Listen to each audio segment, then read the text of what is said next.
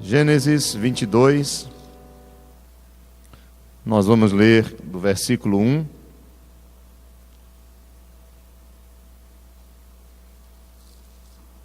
Os irmãos conhecem bem essa história e até mesmo algumas pessoas que não têm talvez tanta afinidade com a Bíblia já ouviram falar em Abraão e na maior prova da vida dele, que está no capítulo 22, do versículo 1 até o versículo 19. Eu tentarei ser breve, não me alongar tanto, mas nós queremos aprender um pouco do que Deus tem a nos falar através desse texto. Gênesis 22.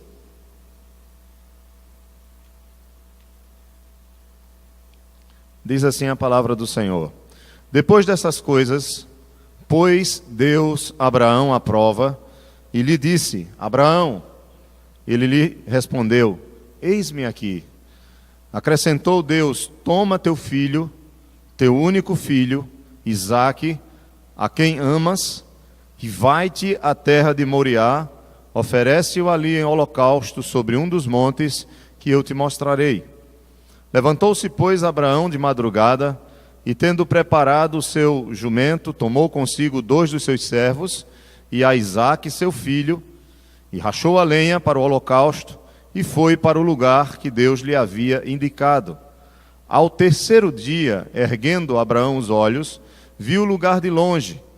Então disse a seus servos: Esperai aqui com o jumento, eu e o rapaz iremos até lá, e havendo adorado, voltaremos para junto de vós. Tomou Abraão a lenha do holocausto e a colocou sobre Isaque, seu filho. Ele, porém, levava nas mãos o fogo e o cutelo. Cutelo é a faca. Assim caminhavam ambos juntos. Quando Isaque disse a Abraão, seu pai: Meu pai. Respondeu Abraão: Eis-me aqui, meu filho. Perguntou-lhe Isaque: Eis o fogo e a lenha, mas onde está o cordeiro para o holocausto? Respondeu Abraão: Deus proverá para si, meu filho, o cordeiro para o holocausto. E seguiam ambos juntos. Chegaram ao lugar que Deus lhe havia designado. Ali edificou Abraão um altar e sobre ele dispôs a lenha. Amarrou Isaque, seu filho, e o deitou no altar em cima da lenha. E estendendo a mão, tomou o cutelo para imolar o filho. Mas do céu lhe bradou o anjo do Senhor e disse: Abraão, Abraão. Ele respondeu: Eis-me aqui. Então lhe disse: Não estendas a mão sobre o rapaz, e nada lhe faças, pois agora sei que temes a Deus, porquanto não me negaste o filho, o teu único filho. Tendo Abraão erguido os olhos, viu atrás de si um carneiro, preso pelos chifres entre os arbustos. Tomou Abraão o carneiro e o ofereceu em holocausto em lugar do seu filho. E pôs Abraão por nome àquele lugar: O Senhor proverá.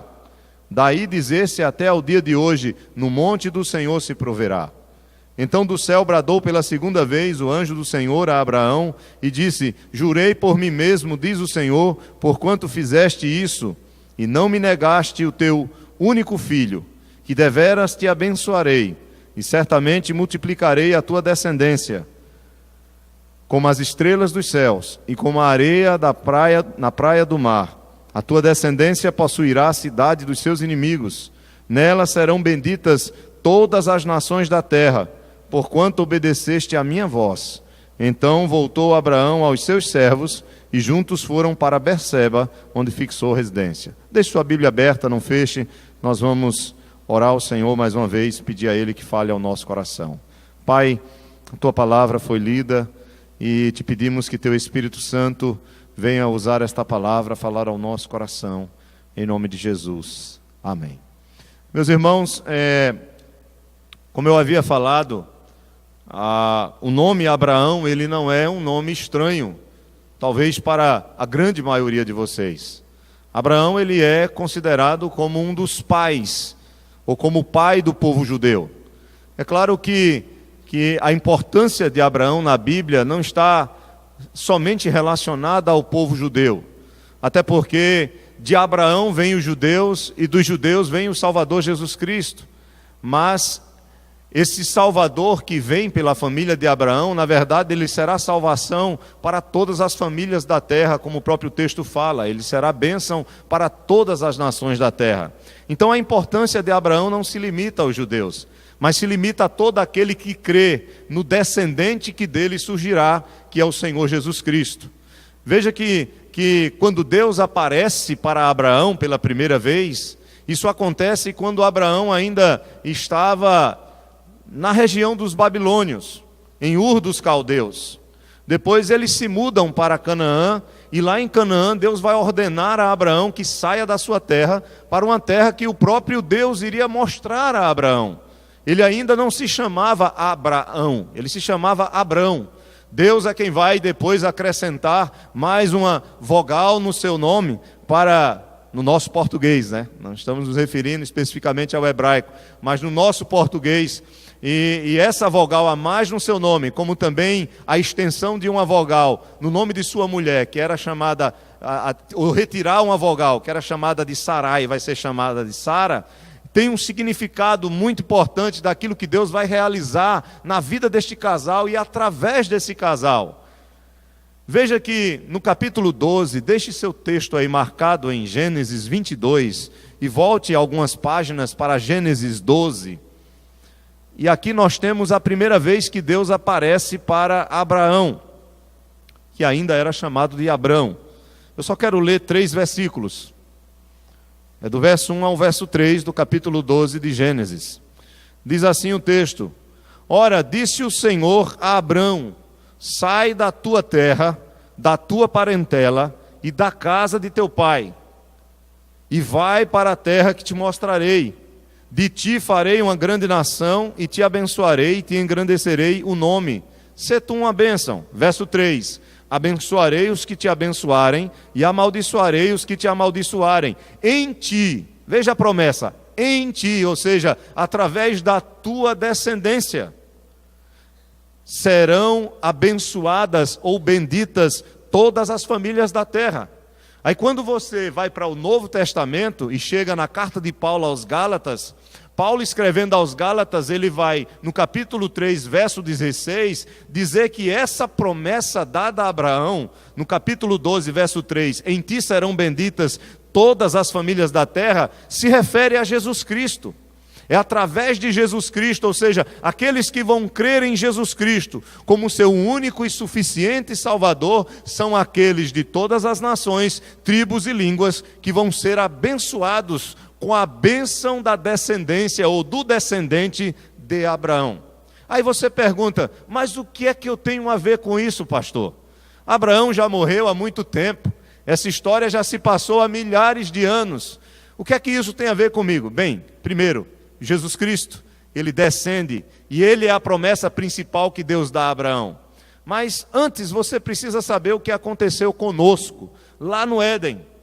Na verdade, os nossos pais, Adão e Eva, que nos representavam e que estavam lá no Éden, que foram criados para se multiplicarem, para encher a terra, para possuir a terra, cuidar da terra e ser bênção ou viver em santidade diante de Deus, eles caíram. Eles desobedeceram a ordem do Senhor e a queda deles fez com que todos nós que somos seus descendentes, que somos representados por eles, também nos tornássemos pecadores e merecedores do juízo, que foi derramado não só sobre eles, mas também sobre nós, seus descendentes. E aí você me questiona e diz, mas o que é que eu tenho a ver com o pecado de Adão e Eva, se eu não estava lá? Nós temos a ver porque eles representavam todos nós. E como eles nos representavam, então por uma questão forense, nós estávamos ligados a eles. Se eles fossem obedientes e recebessem a vida pela obediência, nós receberíamos vida. Se eles fossem desobedientes e como consequência do pecado deles viesse a morte com todos os aspectos dela, e veio a morte porque eles caíram, nós também morremos. E aí não tem como vocês negarem isso, porque todos os dias vocês veem as pessoas morrendo. E nós caminhamos para a morte. Mas a questão é que quando a Bíblia diz que o salário do pecado é a morte, a Bíblia não se refere apenas a essa morte que nós enxergamos, que é a separação do corpo e da alma, a morte física.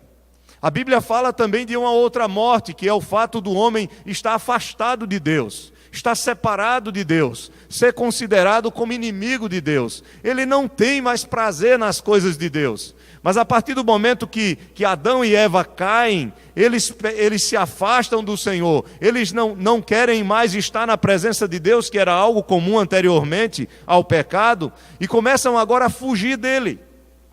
E é Deus que chega para Adão e diz: Adão, onde estás? Adão estava escondido. Antes Deus tinha uma comunhão perfeita, porque criou Adão e Eva em santidade e justiça, mas com a liberdade para cair, com a liberdade para desobedecer. Deus avisou a eles que eles poderiam comer das árvores, de todas as árvores do jardim, mas da árvore do conhecimento do bem e do mal, eles não deveriam comer, porque no dia em que eles viessem a comer, eles morreriam. A questão não está no fruto. Tem muita bobagem aí, é uma maçã, um homem comeu. Isso é bobagem, não importa o fruto, não importa a árvore. A questão não está na árvore, a questão está na desobediência à ordem de Deus. E essa desobediência é que trouxe a carga, trouxe todos os males da vida que nós enfrentamos por causa da queda do primeiro casal. Nós estávamos com eles, o pecado deles foi imputado a nós. E não somente o pecado, mas a consequência do pecado.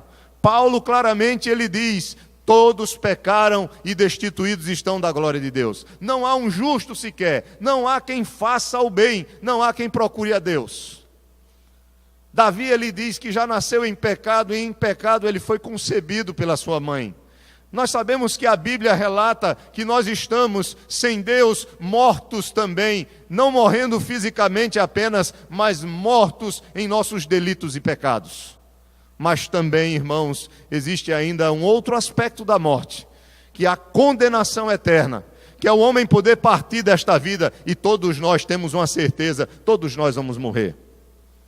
Daqui a 50 anos, esse lugar aqui não terá muitos de nós. Eu já estou com 45. Daqui a 50 anos, não sei se eu estarei aqui. Aqueles que estão com alguns aninhos a mais do que eu já estão dizendo: ih, pastor, eu também não vou estar não. Eu também não vou estar não, com certeza.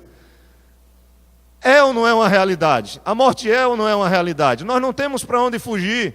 Se há uma coisa que eu posso dizer a você, é que você não vai ganhar na Mega Sena, mas você vai morrer. Eu vou morrer. A questão é: quem é que pode nos garantir alguma coisa depois da morte? O que é que eu tenho para me agarrar no momento da minha morte? Eu vou me agarrar na minha conta bancária? Eu vou me agarrar na minha graduação? Se eu tenho mestrado, doutorado, pós-doutorado? Eu vou me agarrar nas línguas que eu falo? Se eu posso falar vários idiomas ou não? Eu vou me agarrar nos meus imóveis? Na minha influência, na minha fama, no meu poder? Nada disso servirá. Tudo isso não significa nada quando a morte chegar até nós. E esse é o problema. O homem pecou e por causa do pecado veio a morte, e todos nós caminhamos para a morte em todos os aspectos. Mas Deus é bom e Deus é maravilhoso, porque depois da queda do homem, no seu plano, Ele já tinha determinado também salvar o pecador. E a pergunta é: como Deus, sendo santo, pode salvar esse pecador, que precisa ser julgado, que precisa receber a morte como condenação pelos seus pecados, e ao mesmo tempo tirá-lo da morte e lhe dar vida? Como Deus pode dar a vida a alguém que merece a morte, e mesmo assim ser um Deus santo e ser um Deus justo? A única forma é que Ele se torne homem como nós, e que como homem sem pecado, porque sem pecado não merece a morte, Ele assuma de forma forense, de forma legal, Ele nos substitua e receba sobre Ele a minha punição, a sua punição. Ele pague pelos meus pecados, Ele sofra o que eu deva sofrer. ele receba a morte que eu preciso receber, para que eu agora, por meio da fé nele, possa ter vida. Por isso que Jesus Cristo diz: eu sou a ressurreição e a vida, e quem crê em mim tem a vida eterna. Mas o que é que isso tem a ver com Abraão? É porque depois que o homem cai, nós vamos ver, depois da queda lá no Éden, no capítulo 3 de Gênesis, nós não vamos abrir, o tempo não permite, nós vamos ver que o plano de salvação de Deus começa a se desenrolar. Deus começa a mostrar que Ele vai salvar o pecador. Ele começa a mostrar que há um plano também, que as coisas não estão acabadas.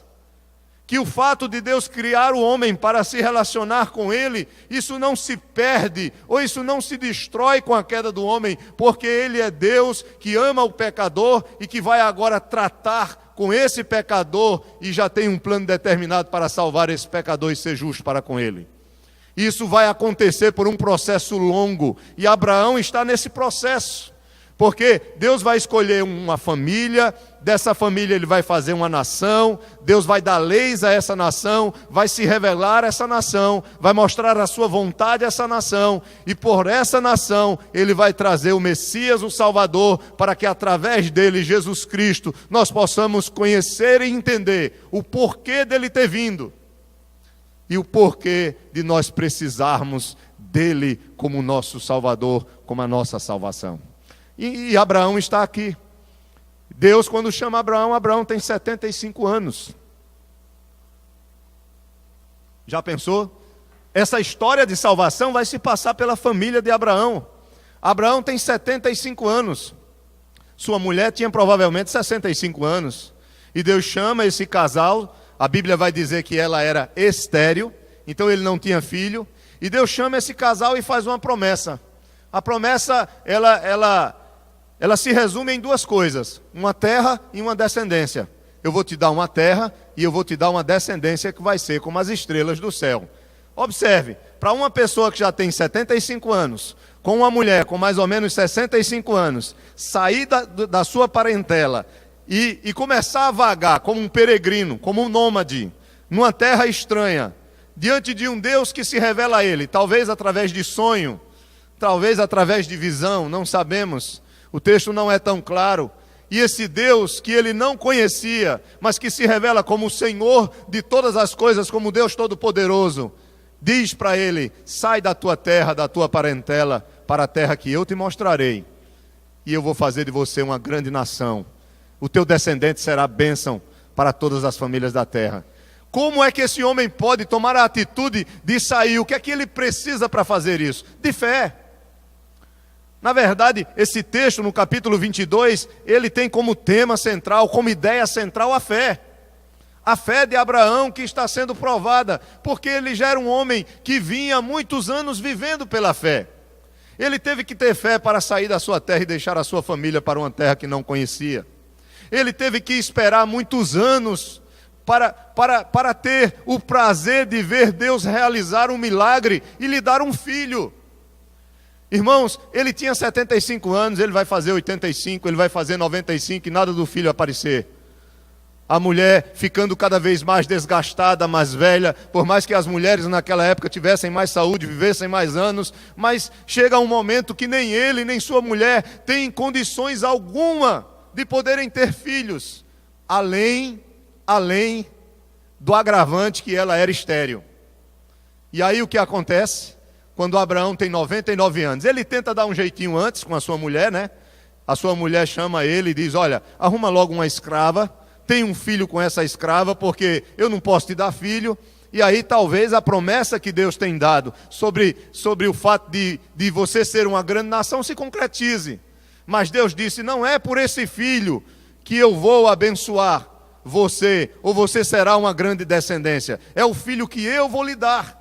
Paulo, falando sobre Abraão no capítulo 4 de Romanos, diz que ele creu contra a esperança. Que Abraão, ele já estava com o seu corpo amortecido. Mas ele creu no poder de Deus sobre a sua vida. Na verdade, depois de Abraão esperar muitos anos, com 99 anos de idade, Deus se revela a ele e diz: olha, daqui a um ano tu serás pai. Daqui a um ano tua mulher, Sara, ela vai ter um filho. O que é que Sara faz? Sara estava próxima, ouvindo a conversa, e ela começa a rir, no seu íntimo.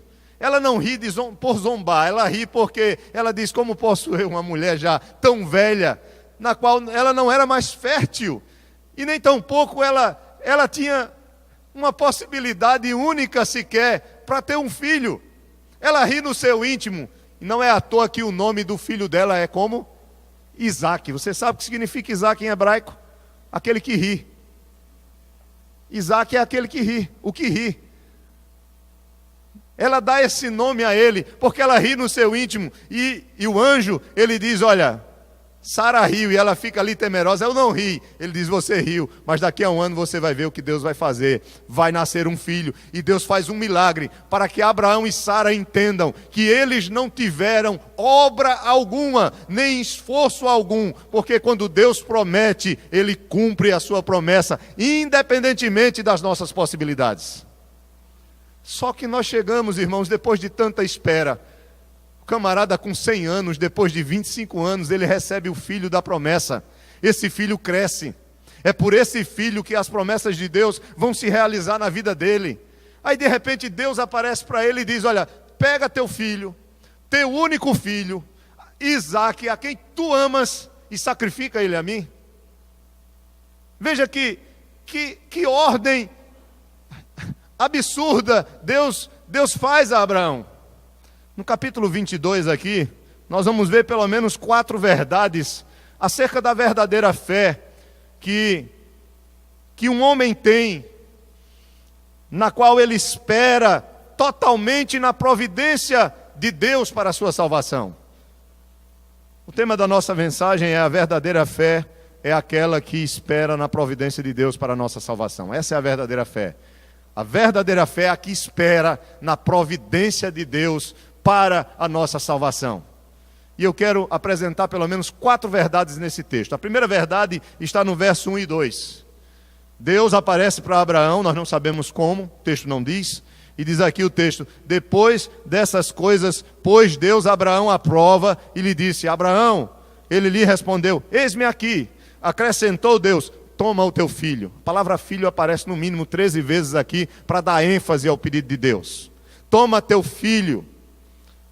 Veja como a coisa vai se aprofundando. Olha as palavras de Deus.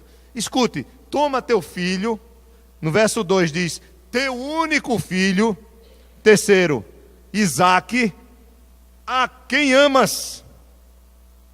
Toma teu filho, teu único filho. Diz o nome Isaac, a quem tu amas. Sim, Senhor. Para quê? Vai e oferece-o a mim como holocausto. Se você tivesse 20 filhos, você não teria coragem sequer de tomar um deles e oferecer e sacrificar diante do Senhor. Imagina um filho em que toda a tua história e toda a tua vida é preparada para recebê-lo, em quem o teu coração está completamente apaixonado e derramado por esse filho, e Deus de repente cobra a vida desse filho de suas mãos, que você mesmo mate, que você mesmo degole essa criança e ofereça como um sacrifício a Deus. Inclusive, irmãos, essa ordem, ela quebra até uma questão moral, porque Deus, ele não aceita sacrifícios de homens para Ele. Lá em Deuteronômio, ele vai dizer que isso é uma prática pagã e que seu povo não deve tomar a mesma atitude. Nos 10 mandamentos, ele vai dizer e vai afirmar claramente: não matarás. Como é que Deus então faz um pedido desse? O texto é claro. Ele prova a Abraão, está no verso 1, é uma prova. Só que Abraão não sabia o final da história. Nós estamos sabendo porque nós lemos. O autor já deixa claro, diz que é uma prova para que você tenha o seu coração acalmado ao começar a ler e entender o pedido de Deus. E a diferença de prova para tentação é que Deus nos prova, mas Satanás nos tenta. Deus nos prova, mas o nosso coração, que é pecador, nos tenta, cobiça coisas que são contrárias a Deus, como diz Tiago capítulo 1, que o pecado ele vem por causa da cobiça do nosso coração, que primeiro surge em nós e ela é alimentada, e depois nós pecamos e depois vem a morte como consequência do pecado. A Bíblia também diz que Satanás é o tentador. Mas e Deus? Deus prova. E qual é a diferença? É que quando Deus está permitindo que alguma coisa de ruim, de difícil, aconteça em nossas vidas, Ele quer tratar conosco. Ele quer nos levar a um patamar maior da nossa fé. Então a primeira verdade que eu entendo nesse texto, pelo menos no verso 1 e 2, é que a verdadeira fé não nos isenta de provações. Muito pelo contrário. A verdadeira fé em Deus não nos isenta de dias difíceis.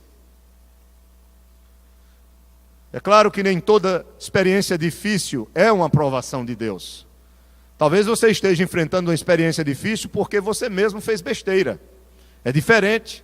Abraão aqui não tinha feito nada de errado, ele estava amando seu filho, cuidando do seu filho, mas de repente Deus chega para ele e diz: entregue, ofereça, sacrifique seu filho a mim. Isso é uma prova. Nós que somos servos de Deus, se você conhece a Deus, se você tem um temor de Deus no seu coração, saiba que dias difíceis virão. Saiba que momentos de dificuldade são normais para aqueles que são crentes, porque Deus tem um propósito a cumprir através das provações em nossas vidas. A nossa fé, mesmo sendo genuína, ela não nos isenta de provações. Tiago capítulo 1, não precisa abrir, mas Tiago capítulo 1 diz algo muito interessante. Nós lemos hoje pela manhã, mas eu repito para você que está aqui nesta noite, só para você lembrar, ele diz no verso 2, meus irmãos, tende por motivo de toda alegria o passar de por várias provações, sabendo que a provação da vossa fé, uma vez confirmada, produz perseverança. Ora, a perseverança deve ter ação completa para que sejais perfeitos e íntegros e em nada deficientes. Então Tiago diz que Deus nos prova para nos tornar maduros na fé. Deus nos prova para nos fazer verdadeiros homens e verdadeiras mulheres. Deus não quer que nós sejamos meninos e meninas que sejam levados pelo sentimentalismo, pelas coisas que vêm no coração, pelas dificuldades que nós passamos. Mas o interesse de Deus é de preparar verdadeiros homens e verdadeiras mulheres que estão firmados e firmadas em sua palavra. Numa fé viva, num relacionamento vivo com Ele. As nossas provações, irmãos, elas são feitas sob medida para cada um de nós. Assim como essa provação foi feita sob medida para Abraão. Abraão esperou a vida toda por esse filho. E agora ele é ordenado a sacrificar o filho a Deus. É fácil? O fato de Abraão ter sido fiel e vivido pela fé. Ele é o pai da fé. Ele é o pai da fé. Ele é o nosso pai da fé. Ele é o maior exemplo de um homem que viveu pela fé. Não impediu de Deus prová-lo. Agora, por que Deus provou Abraão? Talvez para fortalecer ainda mais a sua fé. Com certeza para aperfeiçoar o seu caráter. Agora, às vezes, Deus nos prova porque Ele quer nos livrar do pecado. Paulo fala sobre isso. Ele tinha um espinho na carne e ele orou ao Senhor 3 vezes. Mas o Senhor disse, não, a minha graça te basta. Ele não tirou o espinho da carne de Paulo para que Paulo não se ensoberbecesse, não se orgulhasse, não se autoexaltasse. E fosse aquele homem que achasse que era, sabe, o cara, né? Eu sou o cara. Aí Deus diz, não, você não é o cara. E você não é o cara porque você vai sofrer.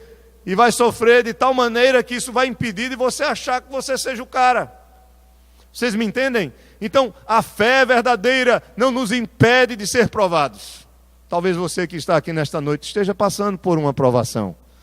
Eu quero dizer uma coisa a você, quando Deus nos prova, Ele nos dá a graça suficiente para nós suportarmos a provação por meio da fé. Ele não permite que essa provação extrapole a nossa condição de continuar vivendo por meio da fé, porque Ele mesmo nos dá a fé para suportá-la. Segunda verdade, está do verso 3 ao 5. Diz assim, levantou-se, pois, Abraão de madrugada, e tendo preparado o seu jumento, tomou consigo 2 dos seus servos e a Isaque, seu filho, rachou lenha para o holocausto, e foi para o lugar que Deus lhe havia indicado. Ao 3º dia, erguendo Abraão os olhos, viu o lugar de longe. Então disse a seus servos, esperai aqui com o jumento. Eu e o rapaz iremos até lá, e havendo adorado, voltaremos para junto de vós. Veja, a segunda coisa que eu aprendo aqui é que a verdadeira fé, ela se concentra totalmente nas promessas de Deus. Como é que pode, irmãos? Abraão em nenhum momento ele pede uma explicação a Deus. Como pode Deus exigir o seu próprio filho e Abraão em nenhum momento chegar para Deus e dizer: por que, Senhor? Por que o Senhor está me pedindo o filho que o Senhor me prometeu desde o começo, há mais de 20 anos, há mais de 30 anos atrás? E é por meio desse filho que tuas promessas vão se realizar. Como agora o Senhor me pede esse filho? Abraão não pede explicações, irmãos. O texto é claro aqui, diz que ele se levanta de madrugada. Claro, ele não dormiu, né? Ele deve ter ficado ali, pensando naquela ordem de Deus e dizendo: o que é que Deus quer comigo agora? Mas ele entendia, ele conhecia o caráter de Deus, ele conhecia o Deus a quem ele servia, ele sabia do amor de Deus e ele tinha guardado no seu coração as promessas que Deus tinha feito a ele. Todas as nações da terra serão abençoadas por meio de Isaque.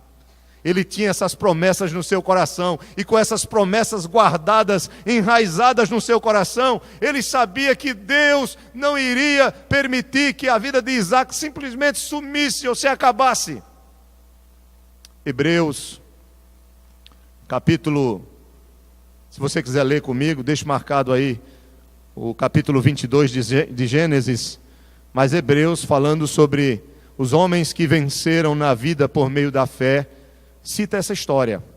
E olha o que é que ela fala acerca do que Abraão pensava. O autor de Hebreus, no capítulo 11, verso 17, até o verso 19,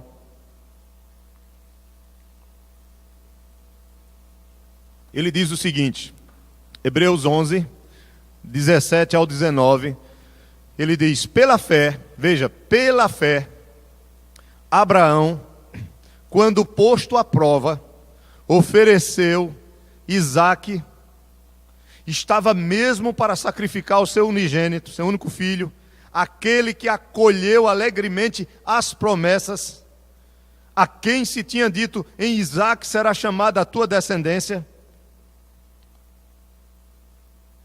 E aí veja o verso 19, por quê? Por que ele fez isso? Porque ele obedeceu de imediato a Deus? Porque considerou que Deus era poderoso até para ressuscitá-lo dentre os mortos, de onde também figuradamente o recobrou. Viver pela fé, meus irmãos. Abraão, ele confiou nas promessas de Deus, por isso que ele não questionou, por isso que ele não pede explicações. E vocês percebem que o enredo da narrativa, essa narrativa aqui, o enredo dela é bem interessante, porque nessa narrativa o autor faz questão de dizer que se passaram 3 dias. Ele estava em Berseba, e de Berseba para Moriá, que provavelmente é o monte de Jerusalém, são 80 quilômetros. Alguns estudiosos acham que eles andaram 80 quilômetros, por isso durou 3 dias. Estava o jumento, estava a lenha, estava o rapaz, Isaque, estava Abraão e estava 2 servos. Outra coisa, o texto não fala de Sara, a mulher de Abraão. O texto não fala de amigos, o texto não fala de familiares. O texto é muito claro porque procura mostrar que Abraão enfrentou essa prova sozinho. Em nenhum momento ele chegou para o filho e contou o que Deus tinha cobrado dele. Ele estava suportando no seu coração, pela fé, aquilo que ele estava enfrentando. A narrativa é clara. Imagine como foi esses 3 dias para Abraão, olhando para o seu filho, comendo com ele, andando com ele, vendo o seu sorriso, vendo o seu cansaço, talvez contemplando ele dormindo, vendo o que iria acontecer, imaginando o pedido de Deus. Imagine na cabeça desse homem, no coração dele, o que ele estava passando. Mas Abraão cria. A verdadeira fé, ela se firma naquilo que Deus fala. A verdadeira fé não é no que nós podemos fazer. Como disse o pastor Paul Walsh, se referindo ao capítulo 11 de Efésios, verso 1, que diz: a fé é a certeza das coisas que se esperam e a convicção das coisas que não se veem. Aí você diz: eu sou um homem de fé, eu vou voar. Aí você bota na sua cabeça: eu tenho fé que vou voar, eu tenho fé que vou voar. Suba no prédio e pule para ver se você vai voar. Você vai morrer. Você vai voar para o cemitério, né? Você não vai voar porque você diz que vai voar. Se você essa noite disser, amanhã eu estou rico, eu tenho fé que amanhã estarei rico, você vai estar rico amanhã. Porque fé não é confissão positiva. Fé não é isso. Fé não é dizer, eu posso, eu faço e eu vou fazer. Isso não é fé. Fé é dizer, Ele falou, Ele vai cumprir, eu vou descansar nele, porque Ele é Deus. Eu não posso, mas Ele pode. E Abraão acreditava que Deus era poderoso para ressuscitar o seu filho. Louvado seja Deus por isso. Amém por isso. A verdadeira fé, ela passa por dificuldades. Ela não nos isenta disso. A verdadeira fé se firma nas promessas. Essa é a segunda verdade. A terceira verdade está do verso 6 ao 14. A verdadeira fé, ela depende totalmente da providência de Deus. Verso 6 ao 14 diz assim: tomou Abraão a lenha do holocausto e a colocou sobre Isaque. Então Isaque não era mais um menininho, né? Se Isaque podia carregar um fardo de lenha, Isaque já era um rapaz. Abraão pega o fardo e coloca nas costas de Isaque e fica na mão com a faca e com o material para fazer o fogo. E aí diz o texto: tomou Abraão a lenha do holocausto e a colocou sobre Isaque seu filho. Ele, porém, levava nas mãos o fogo e a faca, o cutelo. Assim caminhavam ambos juntos. É interessante que o texto faz questão de dizer que todos os dois estavam juntinhos. Parece que Abraão queria não perder nenhum momento com o seu filho, embora o seu coração estivesse cheio de fé. Versículo 7 diz: quando Isaque disse a Abraão, aí Isaque, está eu, meu pai, tem tudo aqui para o holocausto, mas cadê o animal para o holocausto? Aí no versículo 7, Isaque pergunta: meu pai, respondeu Abraão, eis-me aqui, meu filho. Perguntou-lhe Isaque, eis o fogo, ou seja, com o pai, né? E eis a lenha comigo, mas onde está o cordeiro para o sacrifício, para o holocausto? O holocausto é um sacrifício no qual se matava o animal e tocava fogo nele todo, consumia o animal todo. Isso é um holocausto, é uma oferta total. E aí chega o verso 9. Aliás, a resposta de Abraão é: Deus proverá, verso 8, para si, meu filho, o cordeiro para o holocausto, e seguiam ambos juntos.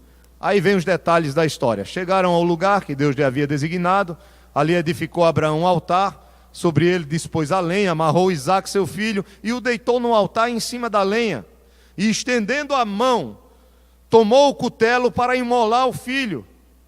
Veja, eu fico pensando, eu digo, se Isaque podia carregar a lenha, eu sei que nós estamos falando da fé de Abraão, mas Isaque também tinha um coração cheio de fé, porque Isaque poderia ter corrido. É ou não é verdade? Isaque poderia ter desconfiado de ter corrido, ter pegado um pedaço daquela lenha e enfiado na cabeça de Abraão, e ter dito: eu vou nada, eu vou ser o sacrifício, estou fora. Mas em nenhum momento Isaque questiona, em nenhum momento Isaque, ele corre, ele foge, muito pelo contrário, ele está presente junto com o pai, descansando na firme palavra de Abraão que diz: o Senhor proverá o cordeiro para si, meu filho. Isaque também acreditava que o cordeiro seria, sim, provido por Deus. E aí o texto diz que quando ele estava para matar o seu filho, verso 11, do céu bradou o anjo do Senhor: Abraão, Abraão!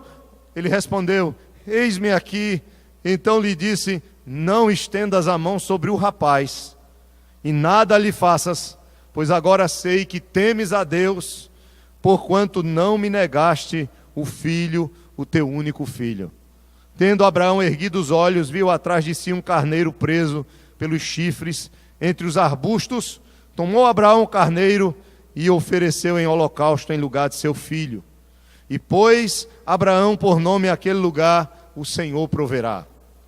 A palavra proverá significa ver, o Senhor vê, em hebraico. Mas vê no sentido de suprir a necessidade. Daí dizer-se até o dia de hoje: no monte do Senhor se proverá. O que nós podemos aprender aqui, irmãos, em relação ao fato de que a verdadeira fé depende totalmente da provisão de Deus? Em quem foi que Abraão confiou? Abraão não abriu o coração para Sara. Abraão não abriu o coração para Isaque. Abraão não abriu o seu coração para os seus servos. Abraão não falou nada para ninguém. mas ele esperou exclusivamente que o próprio Deus suprisse as suas necessidades, que o próprio Deus providenciasse o cordeiro para o holocausto. Deixa eu dizer uma coisa a vocês.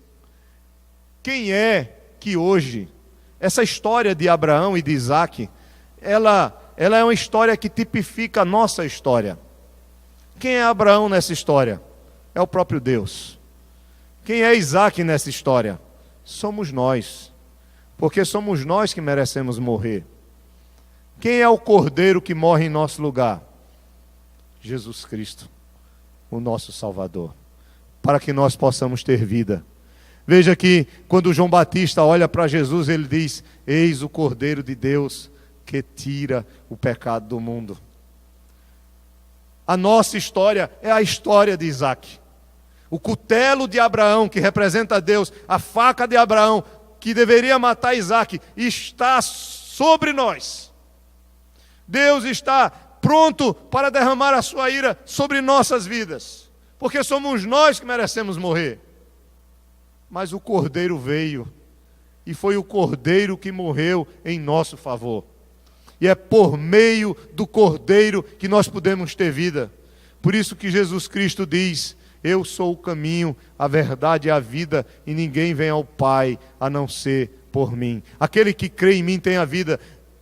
João, na sua primeira carta, no capítulo 5, ele diz: quem tem um filho tem a vida, quem não tem um filho não tem a vida. A verdadeira fé, ela depende dessa providência. Meu irmão, você quer viver? Meu irmão, você quer vencer a morte? Cristo é a nossa vitória. É o Cordeiro de Deus que assume o nosso lugar. É o único pelo qual nós podemos ser salvos. Por isso que em Atos capítulo 14, se eu não me engano, é isso mesmo? Eu acho que é o 14. Ele diz que não há, capítulo 4, perdão, versículo 12. 4:12, capítulo 4, verso 12 diz: não há nenhum outro nome pelo qual nós sejamos salvos a não ser Jesus Cristo. Ele é o Cordeiro de Deus que tira o pecado do mundo. Ele é a nossa vida. É Ele quem diz: vinde a mim, vós que estáis cansados e sobrecarregados, eu vos aliviarei. É Ele quem diz aos fariseus: vocês não querem vir a mim para terdes vida. Examinai as Escrituras, porque elas testificam de mim e da vida eterna. É através dele que nós podemos, irmãos, escapar do cutelo ou da faca da ira de Deus. Somente por meio dele, do Cordeiro. A primeira verdade é que Abraão, mesmo crendo, ele não estava isento de passar por dificuldades. Também é assim conosco. Segunda verdade é que a verdadeira fé, ela se firma nas promessas de Deus, mesmo que as provações, as dificuldades sejam absurdas. Terceiro, é que Deus, ele providencia tudo o que é necessário para aqueles que creem nele, para aqueles que dependem dele. E quarto e último lugar, é que a verdadeira fé, irmãos, ela colherá os frutos da bênção de Deus. Versículo 15 até o versículo 19, para nós encerrarmos, diz: então do céu bradou pela segunda vez o anjo do Senhor a Abraão. Veja, não somente impediu dele sacrificar o seu filho, como o cordeiro foi concedido para morrer no lugar do filho, e o filho voltou para Abraão, mas no versículo 15 diz que o anjo brada uma nova vez, e no verso 16 o anjo afirma: jurei por mim mesmo, diz o Senhor, porquanto fizeste isso e não me negaste o teu único filho, que deveras te abençoarei e certamente multiplicarei a tua descendência como as estrelas dos céus e como a areia na praia do mar. A tua descendência possuirá a cidade dos seus inimigos, nela serão benditas todas as nações da terra, porquanto obedeceste à minha voz. Então voltou Abraão aos seus servos, e juntos foram para Berseba, onde fixou residência. Então veja que a última verdade do texto mostra a consequência da fé que Abraão teve, da disposição de confiar nas promessas de Deus e de depender da sua providência. Ele colheu os frutos da bênção do próprio Deus que o chama e que o prova. É diferente conosco? Não. Paulo, ele diz que enquanto estamos nesse mundo, nós gememos pelos sofrimentos que passamos. Mas aqueles que estão ligados a Jesus Cristo, eles têm uma herança gloriosa, reservada pela obra que Cristo realizou por nós. Ele afirma lá no capítulo 8 de Romanos: quem nos separará do amor de Deus que está em Jesus Cristo? Nem morte, nem vida, nem tribulação, nada poderá nos separar, porque nele e por causa dele nós somos mais do que vencedores. Mesmo que nessa vida enfrentemos tribulações, nós temos uma glória reservada por causa não da nossa fidelidade, não porque nós somos melhores do que alguém, porque somos pecadores e falhos, mas porque Jesus Cristo nos amou e Ele é o Cordeiro de Deus que tira o pecado do mundo e que derrama o seu sangue em nosso favor. Abraão, irmãos, ele recebeu o seu filho de volta, como antes ele não tinha. Agora ele disse: Isaque agora verdadeiramente é meu. Eu dei Isaque ao Senhor e o Senhor mais uma vez deu Isaque para mim de volta. Abraão, ele recebeu novamente a confirmação das promessas que por meio de Isaque todas as famílias da terra seriam abençoadas, apontando para Jesus Cristo, como Paulo fala em Gálatas capítulo 3, verso 16. Nós recebemos a glória. Abraão aprendeu a amar e a confiar ainda mais no Senhor, e é isso que acontece com cada um que vive por meio da fé. Abacuque diz: o meu justo viverá pela fé. Termino, irmãos, e concluo dizendo a vocês que nós precisamos ser conscientes sobre as dificuldades que nos sobrevêm e nos prepararmos para isso. Como? Através da comunhão, da oração, do conhecimento das Escrituras. Precisamos estar firmes para o dia mau. Hoje estamos com saúde, talvez a maioria de vocês. Não estou sendo pessimista, estou apenas sendo realista. Amanhã nós não sabemos como estaremos. Hoje talvez você possa ter algum dinheirinho no bolso, talvez até na sua conta bancária, talvez não ter alguma dívida. E amanhã como será? Qual é a nossa garantia de futuro e de vida? Se não é Cristo, se não é Deus, se não é o nosso Senhor, a quem nós recorreremos? Segundo, precisamos conhecer as promessas de Deus. Conheça as Escrituras. Creia nessas promessas. Tenha uma vida íntima com Deus. E assim jamais você vai duvidar do caráter dele quando ele estiver me provando e provando a sua própria vida. E em último lugar, glorifique a Deus sempre, pois o Cordeiro já morreu por nós e por causa dele nós somos mais do que vencedores. Ele nos deu vida e vida eterna. Amém? Que Deus nos abençoe em nome de Jesus.